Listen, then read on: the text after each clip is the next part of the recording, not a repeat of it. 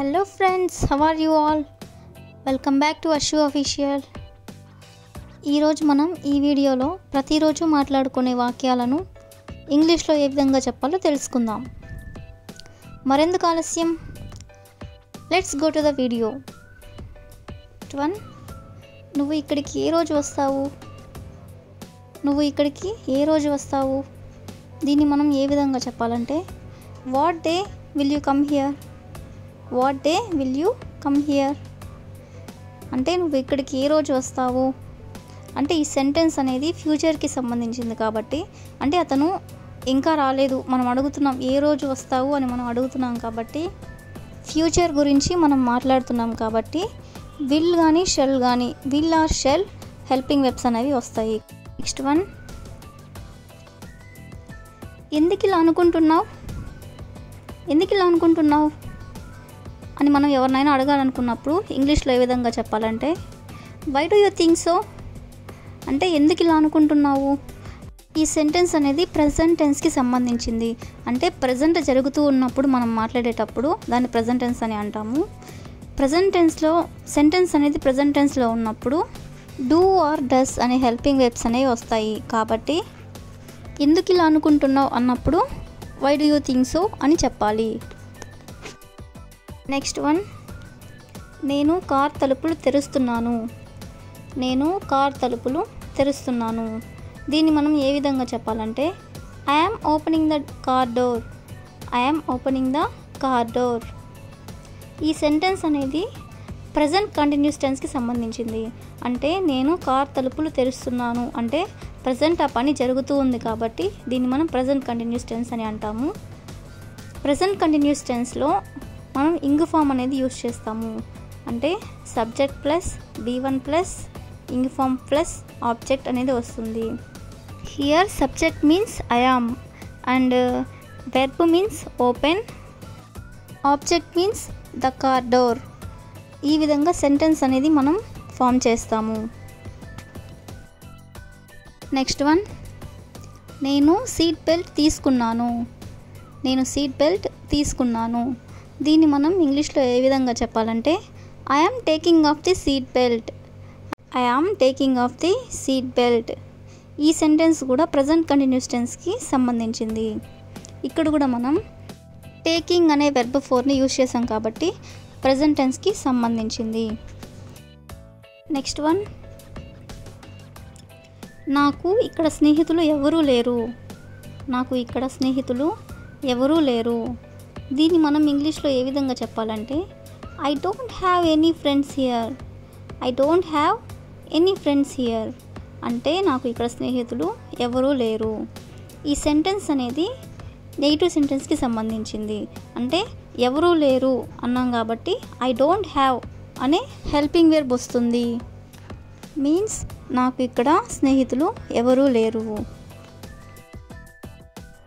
Next 1, నిన్ను ఎవరు బలవంతం చేశారు? నిన్ను ఎవరు బలవంతం చేశారు? దీన్ని మనం ఇంగ్లీష్లో ఏ విధంగా చెప్పాలంటే who forced you. Who forced you అంటే నిన్ను ఎవరు బలవంతం చేశారు. ఈ సెంటెన్స్ అనేది ఇంటరాగేటివ్ సెంటెన్స్కి సంబంధించింది. Interrogative means WH questions. అంటే WH అనే వర్డ్తో స్టార్ట్ అయ్యే సెంటెన్సెస్ని మనం WH క్వశ్చన్స్ అని అంటాము. ఎగ్జాంపుల్ వేర్, వాట్, వెన్ ఇలాంటివన్నీ కూడా WH క్వశ్చన్స్కి సంబంధించినవి. ఈ ఎగ్జాంపుల్లో నిన్ను ఎవరు బలవంతం చేశారు అన్నప్పుడు మనం అంటే హూ ఫోర్స్డ్ యూ అంటే నిన్నెవరు బలవంతం చేశారు. నెక్స్ట్ 1, దయచేసి నాతో వాదించవద్దు. మనం ఎవరితో అయినా ఇలా అంటుంటాం కదా, నాతో వాదించవద్దు అని. దీన్ని మనం ఇంగ్లీష్లో ఏ విధంగా చెప్పాలంటే please don't argue with me అంటే దయచేసి నాతో వాదించవద్దు. నెక్స్ట్ 1, నిన్ను రేపు ఎవరు కలుస్తారు అంటే రేపు నిన్ను ఎవరు కలుస్తారు అని మనం అడగాలనుకున్నప్పుడు who will meet you tomorrow. Who will meet you tomorrow అంటే నిన్ను రేపు ఎవరు కలుస్తారు. ఈ సెంటెన్స్ అనేది ఫ్యూచర్కి సంబంధించింది కాబట్టి విల్ ఆర్ షెల్ అనే హెల్పింగ్ వెర్బ్స్ అనేవి మనం యూజ్ చేస్తాము. అంటే రేపు నేను ఎవరు కలుస్తారు అంటే అది ఇంకా జరగలేదు అంటే జరగబోతుంది కాబట్టి మనం విల్ కానీ షల్ కానీ హెల్పింగ్ వెర్బ్స్ అనేవి యూజ్ చేస్తాము. నెక్స్ట్ వన్, వచ్చే నెలలో మా పెళ్ళయి 10 ఏళ్ళు అవుతుంది. దీన్ని మనం ఇంగ్లీష్లో ఎలా చెప్పాలంటే we will have been married for 10 years next month. we will have been married for 10 years next month అంటే వచ్చే నెలలో మా పెళ్ళయి 10 ఏళ్ళు అవుతుంది.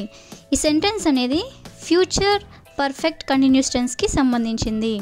ఫ్యూచర్ పర్ఫెక్ట్ కంటిన్యూస్ టెన్స్ గురించి మనం మాట్లాడుతున్నాం కాబట్టి హ్యావ్ బీన్ అనే హెల్పింగ్ వెర్బ్ అనేది వస్తుంది.